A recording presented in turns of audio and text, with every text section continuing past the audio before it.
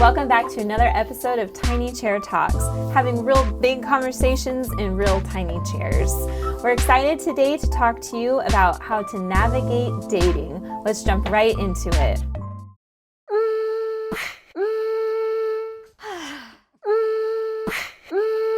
These are cozy.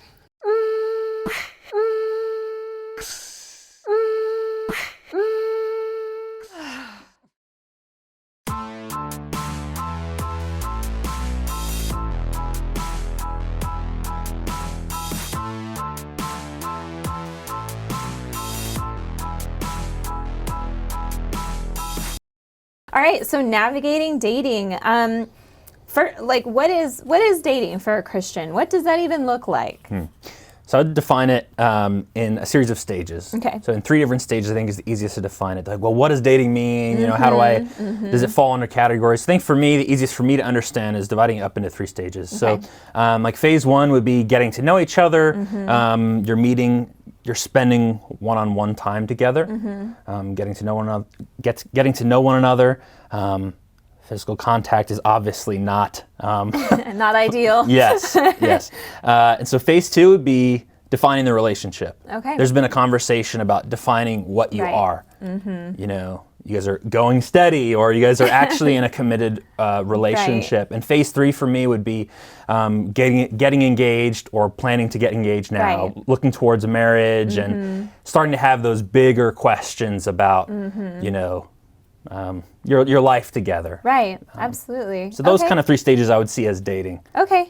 Well, will you go in then to each stage a little Sure. bit more? And one question that popped into my mind is so in that second stage, you define a relationship. So should one define a relationship without the intent of getting married? Because you put that in like a separate step. So could you go into that as well?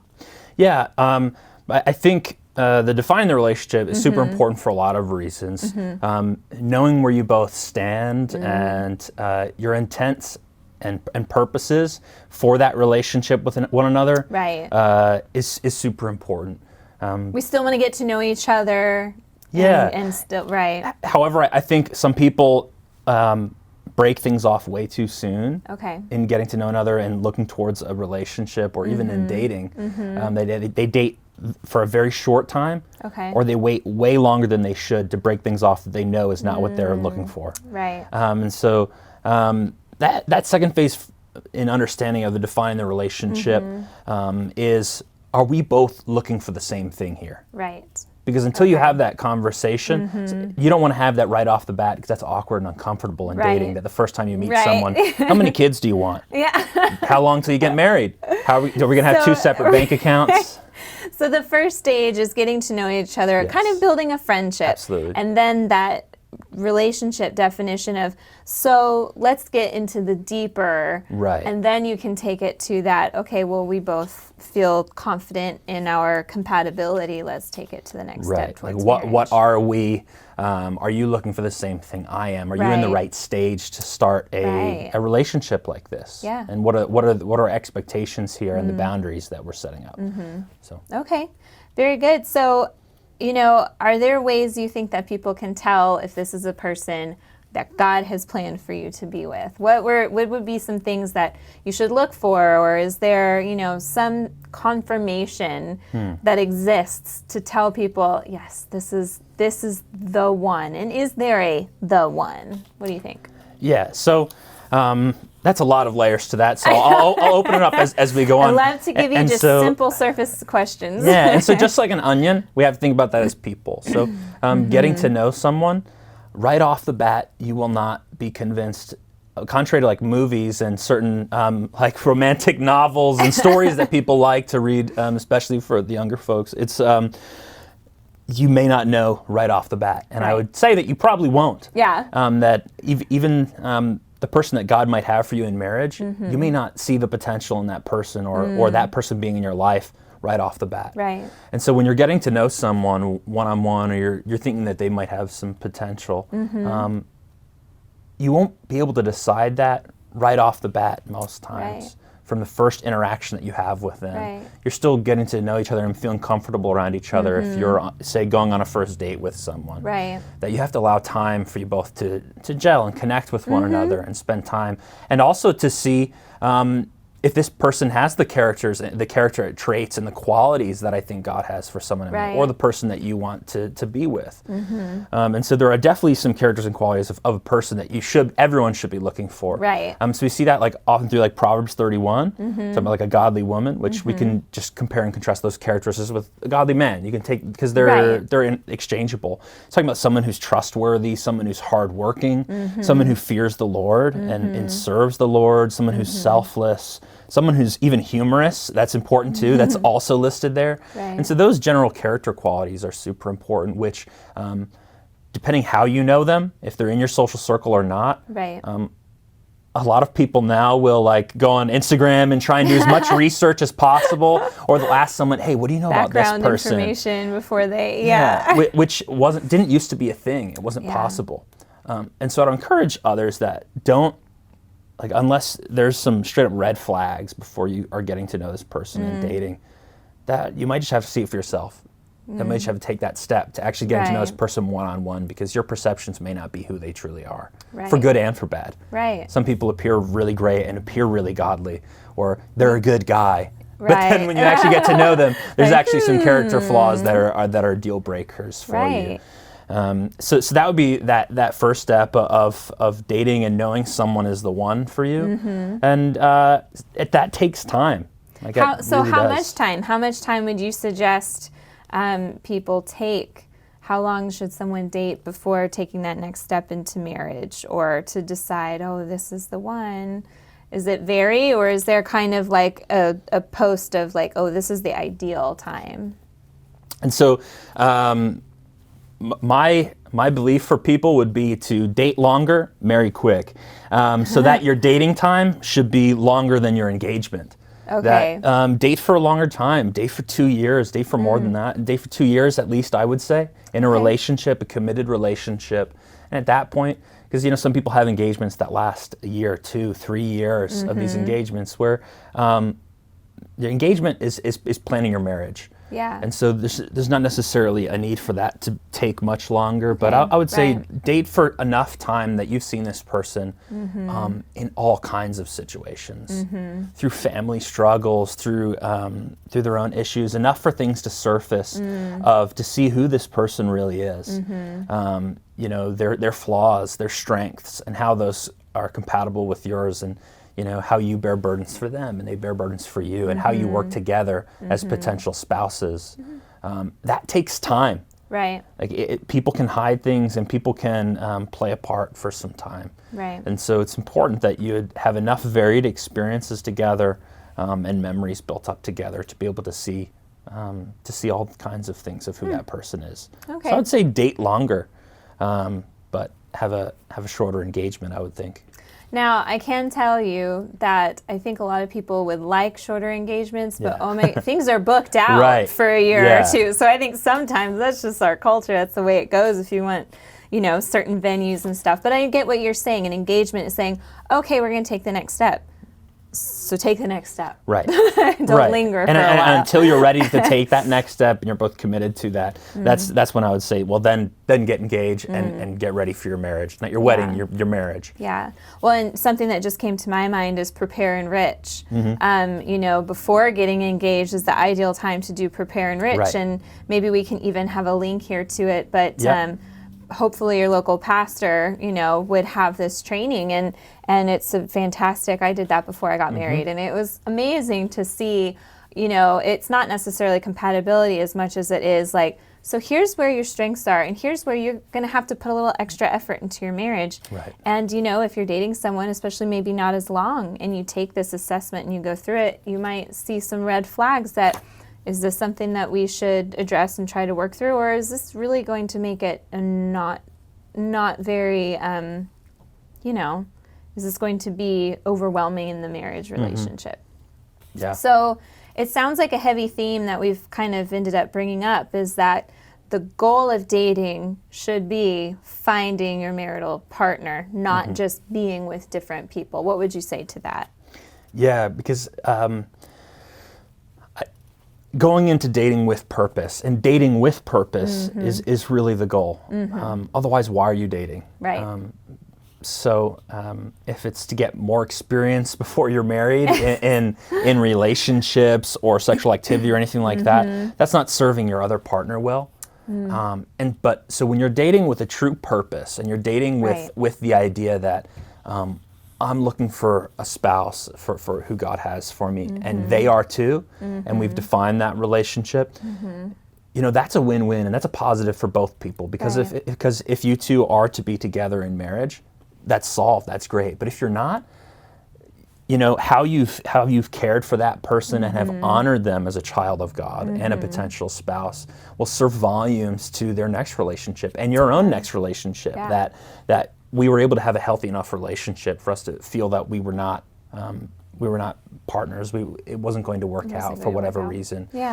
Dating well and dating purposefully is really important. So going into any relationships that you're having, not going, well, let's see what happens. Right. That's just for fun. Summer fling, that sort of thing. So a lot of issues will arise from that. But when you're going into dating with a purpose of saying, I'm looking for a potential spouse here. Right. I have some of my life to give. I have burdens, I have baggage, but I understand what place that has in my life. Right. And I see this person as a child of God and someone who could potentially be my spouse, and that would permeate your entire relationship with that person.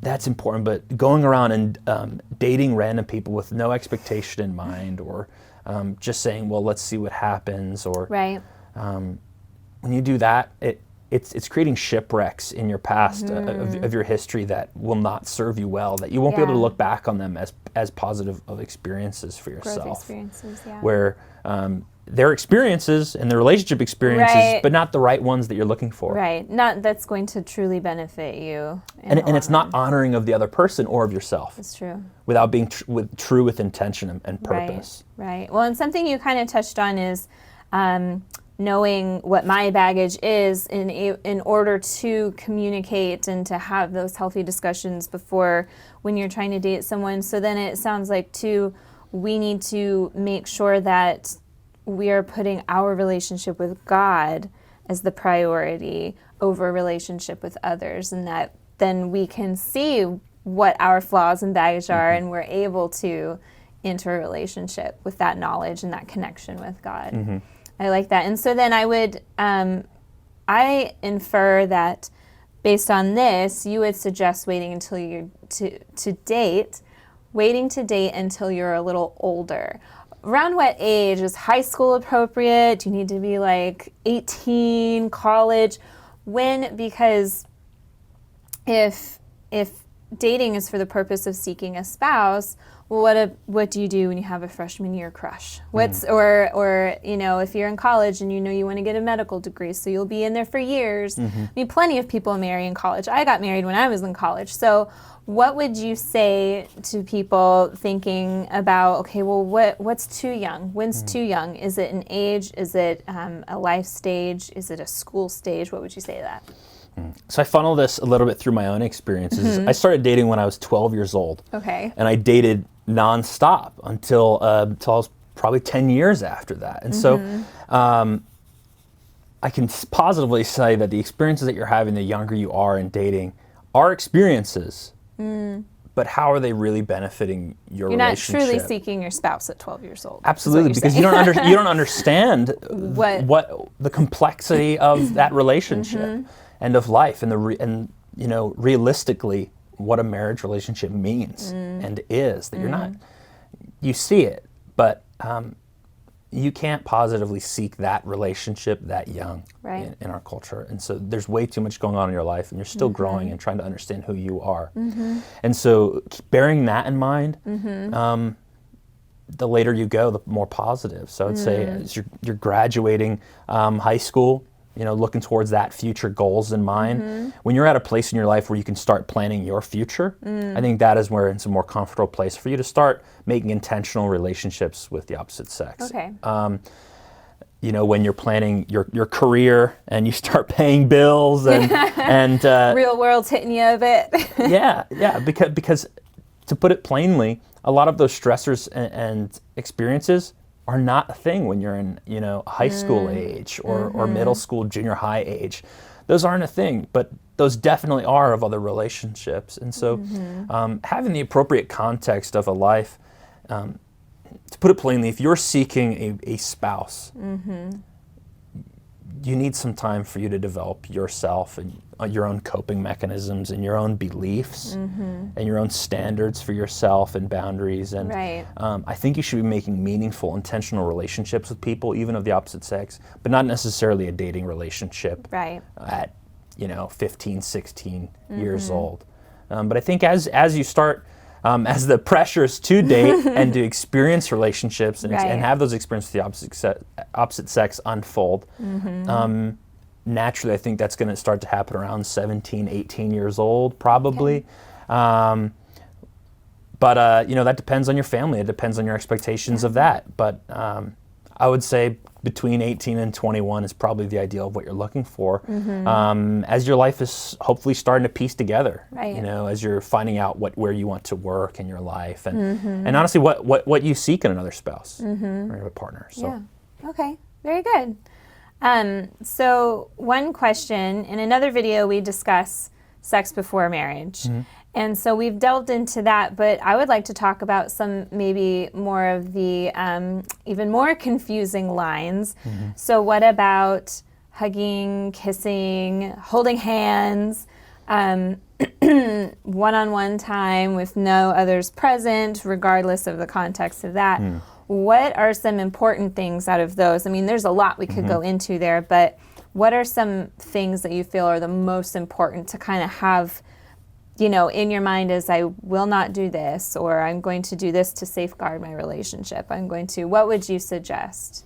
I'm not going to say not to have any physical touch before marriage for someone, but at the same time, there are things that are to be reserved for marriage. Right. Or the marriage bed, so to say. And so, like getting horizontal with the person that you're dating, it's not a good idea. Never a good idea. just right off the bat, that's not a good idea at all. No matter what you're doing, watching Netflix or anything, that's not a positive thing to be striving for. Yeah.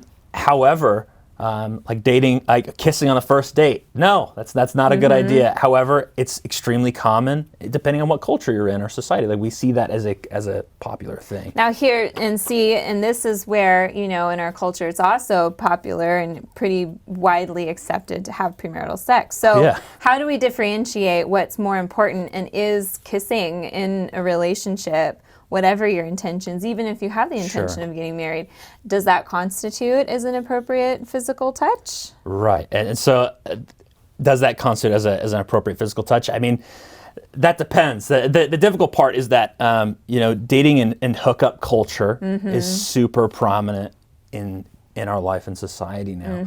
And so to filter a couple things is, one, if you're truly seeking a spouse in a marriage, in a Christian context, that has certain expectations that if you've set aside that sex premaritally is a sin, that's a negative thing, I don't want to do that.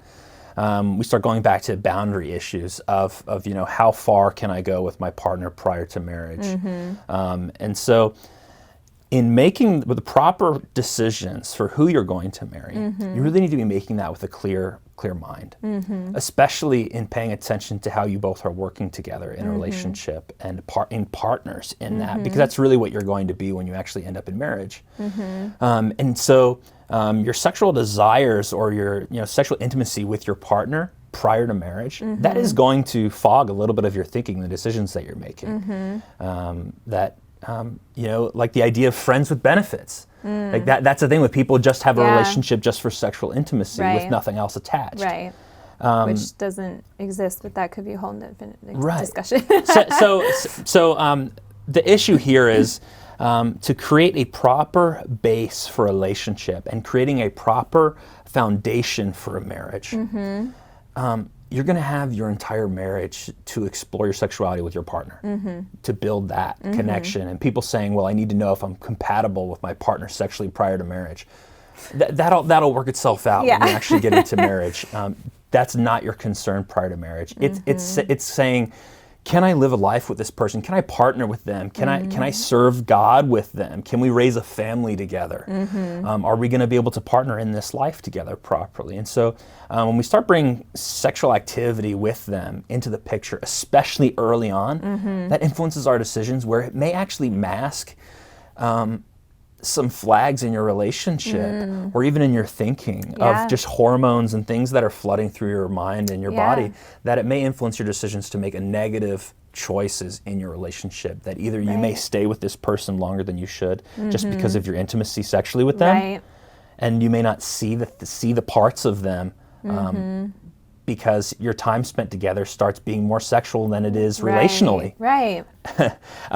So building that bridge too early, it's going to start becoming commonplace. The more nights that you're spending together in alone time, and the more romantic experiences you're having, where the line starts crossing a little bit, or those types of experiences, it's hard to pump the brakes in a relationship after you've already experienced things. So my original question is kissing. And so is that part of this? Is it part of that snowball effect? What, so kissing should be, to safeguard myself and to not have to worry about going down this path. Just don't do it. What do you say to that? What do you think?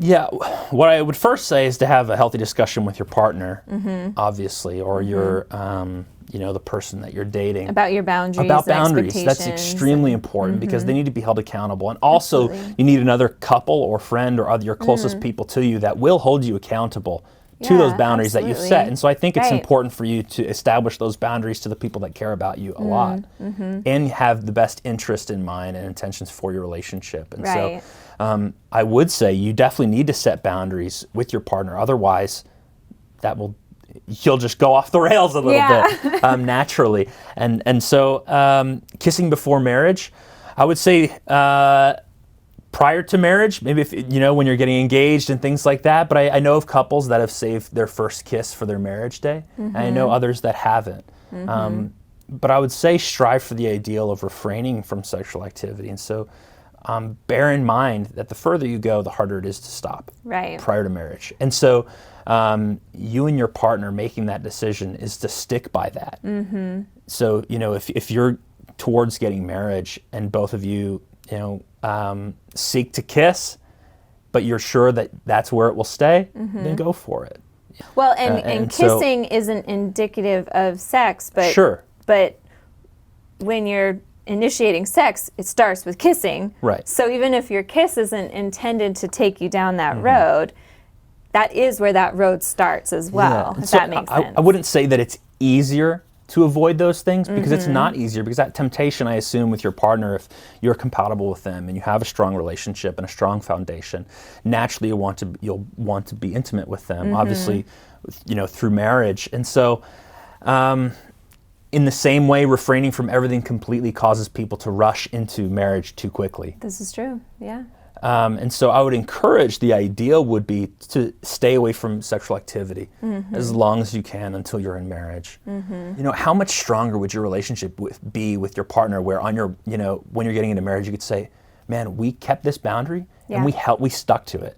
We actually held that and we used that as our foundation to build our relationship. And now we can enjoy these things in the context of marriage. Absolutely. So just putting your relationship priority with God and your own personal relationship and the relationship with the two people. I love that illustration of the triangle. God's at top and the two people at the bottom.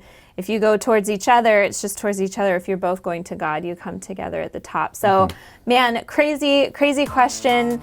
We might have to do more videos on this. I even have more questions that I didn't get to. But thank you for watching another episode. We want to hear what you think. What do you think about dating? What are some questions you have about dating? Leave your comments below. Contact us at theprojectrefresh.org. We want your feedback. We want your questions. That's what this is all about, having these big conversations with each other. Don't forget also to like this video, subscribe to our channel, hit the notification bell so you never miss a new video on these exciting deep topics that we're getting into. Thank you for always watching, and we'll see you next time.